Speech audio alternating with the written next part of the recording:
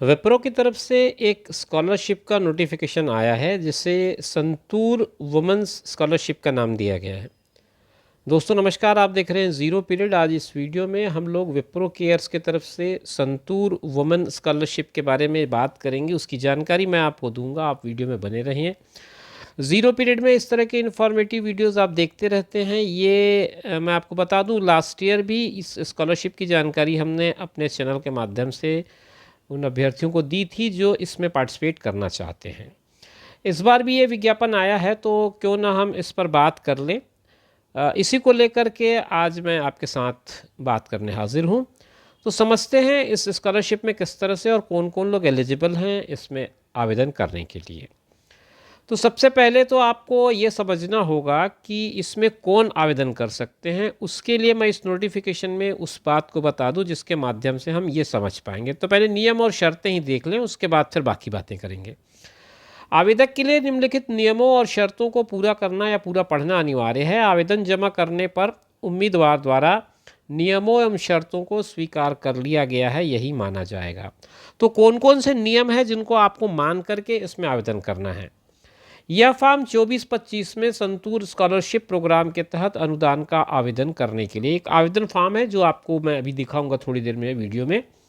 तो वो फॉर्म उसी काम के लिए है। 2024-25 में जो संतूर स्कॉलरशिप योजना है उसके तहत आप स्कॉलरशिप लेना चाहते हैं तो उसमें अपना कंसेंट देते हुए अपना एप्लीकेशन आप सबमिट कर रहे हैं।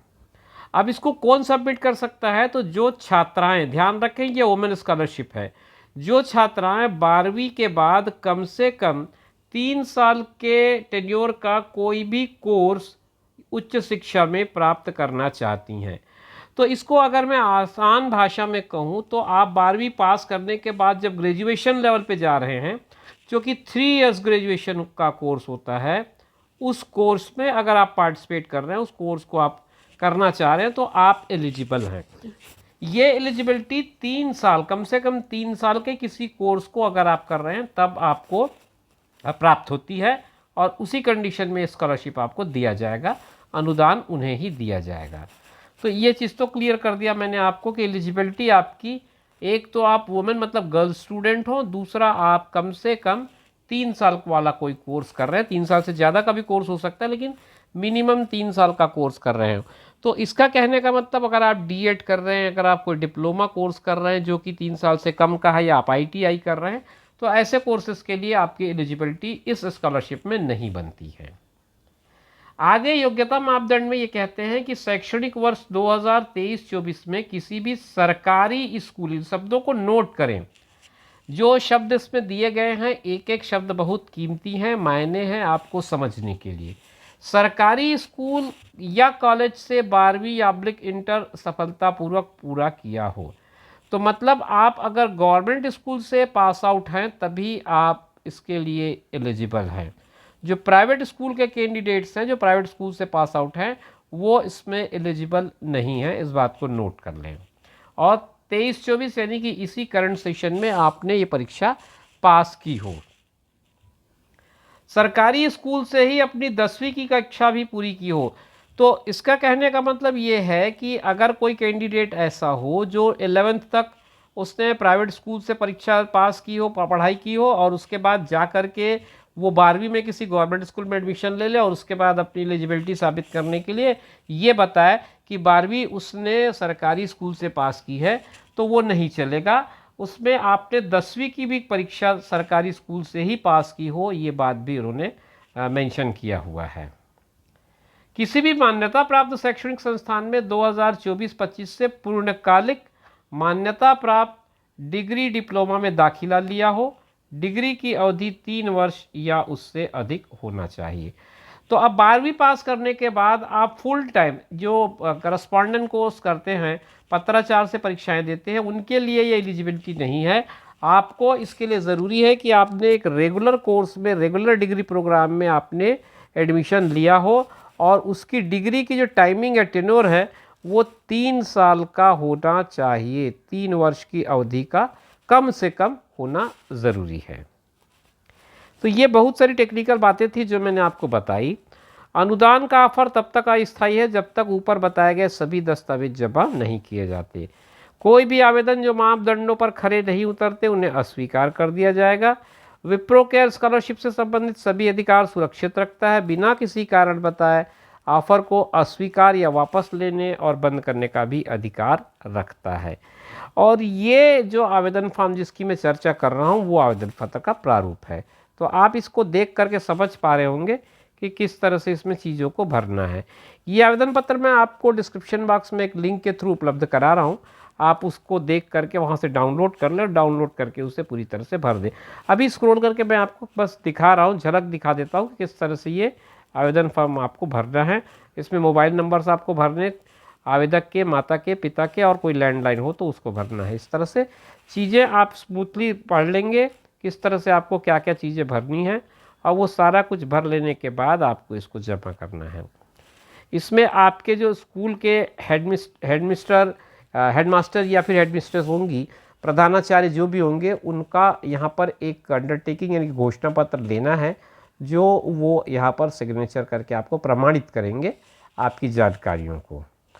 अब मैं वापस उस मुख्य पृष्ठ पर आता हूँ जहाँ से हमने बात शुरू की थी, तो थोड़ा सा स्क्रॉल कर लेता हूँ। ये निर्देश है। अब इस निर्देश में वो ये बताने का प्रयास कर रहे हैं कि आपको कैसे फॉर्म को भरना है। ये आप देखिए, ये उनका हेडर है। हेडर में केवल उन्होंने अपने स्कॉलरशिप का हेडिंग दिया हुआ है और नीचे उन्होंने इंस्ट्रक्शंस दिए हुए हैं। तो इंस्ट्रक्शन में क्या क्या बातें हैं वो समझते हैं। एक तो बॉल पॉइंट या जेल पेन का प्रयोग करें और सभी विवरण बड़े अक्षरों में भरें, सभी खंडों को पूरा भरें। आवेदन पत्र के साथ आप क्या क्या लगाएंगे? एक तो आपको जहाँ पर जगह है वहाँ पर पासपोर्ट साइज़ की फ़ोटो लगा देनी है, पहला काम। दूसरा काम ये है कि केवल छात्रा के बैंक पासबुक विवरण ही स्वीकार किए जाएंगे। मतलब जो स्टूडेंट है उसके नाम पे अकाउंट होना चाहिए और वो अकाउंट ग्रामीण बैंक का ना हो, इसको ध्यान रखिए। ग्रामीण बैंक के पासबुक पर विचार नहीं किया जाएगा, ये उन्होंने लिखा है। कुछ तकनीकी दिक्कतें आती होंगी तो हो सकता है ग्रामीण बैंक के जो पासबुक हैं वो लोग आवेदन इसमें करते समय ध्यान रखें, या तो वो किसी नेशनलाइज बैंक पे खाता खुलवा लें या इसका कोई विकल्प खोज लें। फिर छात्र के कॉलेज या सरकार के द्वारा जारी आईडी की फ़ोटोकॉपी। जैसे आपने किसी कॉलेज में एडमिशन लिया है, अब 3 साल का कोर्स आपको भी करना है तो आपने एडमिशन लिया ही होगा, तो उस एडमिशन लेने के बाद आपको कॉलेज की तरफ से एक आई कार्ड मिलता है, उस आई कार्ड की छाया प्रति आपको इसमें लगानी है। फिर 10th क्लास की मार्कशीट लगा देनी है, फ़ोटोकॉपी उसकी। और फिर 12वीं का अस्थायी प्रमाण पत्र या परीक्षा हॉल का टिकट लगा देना है। जो हॉल टिकट है जिसको एडमिशन कार्ड भी कहा जाता है वो आप लगा सकते हैं। आवेदन की तिथि जो है वो 21 अगस्त से 20 सितंबर तक है। मैं ये वीडियो थोड़ा विलम्ब से बना पा रहा हूँ, आपको 20 सितंबर तक का अभी भी टाइम है, अभी भी आपके पास पर्याप्त समय है। हालांकि 21 अगस्त से ये शुरू हो चुका है आवेदन भरना। आपको 20 सितंबर के पहले पहले ये आवेदन जमा करना है। छात्राओं को जितनी जल्दी संभव हो सके आवेदन करने की सलाह दी जाती है। आवेदन पत्र किसी अन्य दस्तावेज के साथ डाक या किसी विश्वसनीय कुरियर के द्वारा बताए गए पते पर पहुंचना चाहिए। डाक या कुरियर सेवा द्वारा यदि कोई देरी होती है तो उसके लिए विप्रो केयर्स जिम्मेदार नहीं होंगे। पता क्या है? विप्रो केयर्स, संतूर स्कॉलरशिप, डोडा कंडेली, सरजापुर रोड, बेंगलुरु, कर्नाटक, ये इसका पता है। और इसके अलावा अगर आप कोई और जानकारी लेना चाहते हैं तो ये एक मेल आईडी है, यहाँ पर आप मेल करके या इस नंबर पर फ़ोन करके और आगे कुछ और जानकारी आप चाहें तो प्राप्त कर सकते हैं। यदि आपके मन में कोई जिज्ञासा है, किसी तरह का सवाल है जो आप जानना चाहते हैं, तो उसके लिए 2 इन्होंने प्लेटफॉर्म बताए हैं। एक तो आप यहाँ से मेल कर सकते हैं या फिर दूसरा इस नंबर पर आप कॉल कर सकते हैं।